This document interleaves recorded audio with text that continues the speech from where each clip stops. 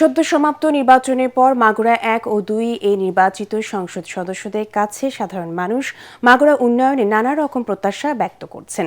সেখান থেকে সহকর্মী সুজন মাহমুদ জানাচ্ছেন নির্বাচন পরবর্তী মানুষের অনুভূতি।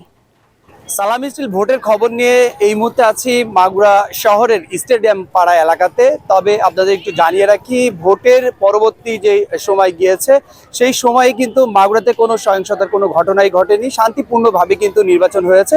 তবে সাধারণ মানুষের নতুন সরকারের কাছে কিন্তু প্রত্যাশা অনেক রয়েছে।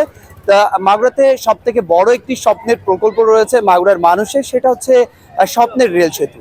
আর দীর্ঘ ৮ বছর ধরে এই প্রকল্পটি কিন্তু চলছে। তবে এটা খুব দ্রুত শেষ হলেই এই মাগুরার মানুষ কিন্তু এই রেল লাইনে চড়তে পারবে, এমনটি প্রত্যাশা মাগুরার নতুন দুজন এমপির কাছে।